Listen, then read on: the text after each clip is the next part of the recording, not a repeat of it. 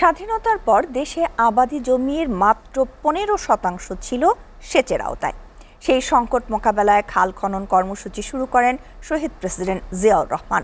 1977 থেকে 81 সালের মধ্যে শত শত প্রকল্পে হাজারো খাল খননের মাধ্যমে কৃষিতে আসে নতুন গতি। এবার সেই উদ্যোগ পুনরায় চালুর প্রস্তুতি নিয়েছে বর্তমান সরকার। শুরু হয়েছে তথ্য সংগ্রহ ও প্রকল্প প্রণয়নের কাজ। পঞ্চগড় থেকে কামরুজ্জামান টুটুলকে সাথে নিয়ে আশিকুর রহমান ডিফেন্সের প্রতিবেদন। সেদিন রাষ্ট্রপতি জিয়াউর রহমানের সঙ্গে 55 কিলোমিটার দীর্ঘ পাথরাজ নদী খনন কার্যক্রমে সরাসরি অংশ নিয়েছিলেন তৎকালীন পঞ্চগড় মকবুলার রহমান কলেজের প্রভাষক মিজানুর রহমান।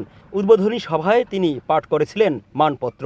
বহু বছর পর সেই গর্বিত দিনের স্মৃতি এসএ টেলিভিশনের কাছে আবেগ ভরে স্মরণ করলেন তিনি।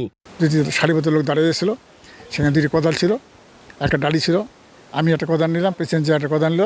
আমরা বিসমিল্লাহ করে আমরা কোদাল মাটি কাটলাম, মাটি কাটে ডালিতে চলে গেলাম আর কি। এই উদ্বোধন আমরা করলাম আর কি।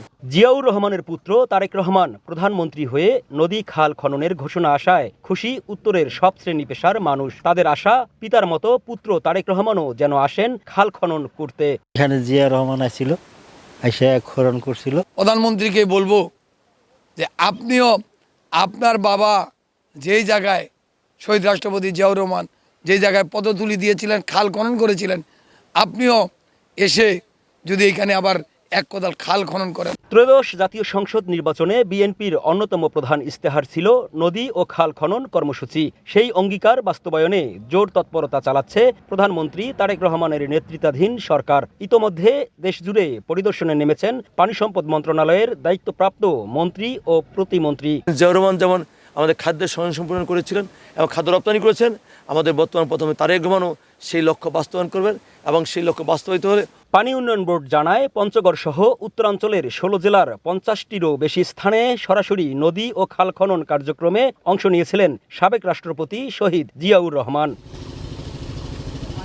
Ashikur Rahman defence, SA TV, Boda, Panchagarh.